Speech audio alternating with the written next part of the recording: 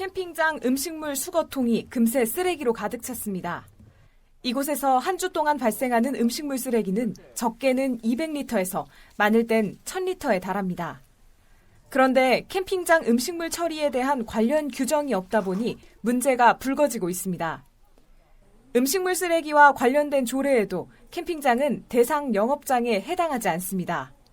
대체로 200에서 250제곱미터가 넘는 식당이나 숙박업소의 경우 음식물 다량 배출 사업자로 지정됩니다. 이런 경우 음식물 폐기물 처리 계획 및 결과를 보고하게 되어 있고 사설업체에 위탁할 경우 위탁 계약서까지 제출해 관리하도록 되어 있습니다. 그러나 캠핑장은 식당이나 숙박업소가 아닌 관광객 이용업이기 때문에 다량 배출 사업자 관리 규정에서 빠져 있습니다.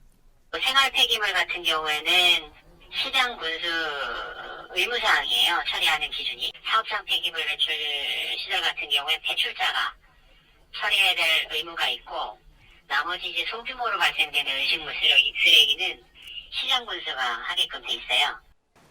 관련 규정이 없다 보니 음식물 쓰레기 위탁 처리 업체들이 수거를 거부하는 상황. 캠핑장들은 울며 겨자 먹기로 사설업체를 이용할 수밖에 없는 구조입니다. 지자체에서 쓰레기를 수거할 수 있다고 해도 문제입니다. 캠핑장 특성상 이렇게 좁은 길 위에 위치해 있는 경우가 많은데 크기가 큰 음식물 쓰레기 수거 차량이 진입할 수 없는 겁니다. 평창군 봉평면의 한 캠핑장 밀집 지역, 도로 옆에 음식물 쓰레기 통이 놓여 있습니다. 인근 캠핑장에서 쓰레기를 가져다 버리면 지자체가 요일을 정해 수거하는 방식입니다. 수백 리터의 음식물 처리 문제를 조금이라도 해결하고자 지자체가 마련한 방안입니다. 전문가들은 보다 다각도적인 접근이 필요하다고 조언합니다.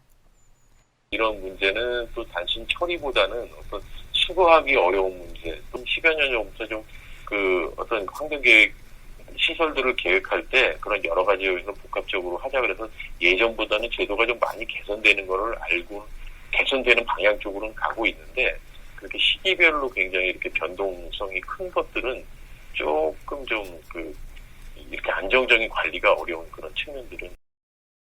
강원도 전역에 있는 캠핑장은 모두 515개. 2017년 416개에 비하면 불과 3년 사이 100개 가까이 늘어났습니다. 증가하는 시장에 발맞춘 새로운 고민들이 필요한 이유입니다. 헬로티비 뉴스 홍승현입니다.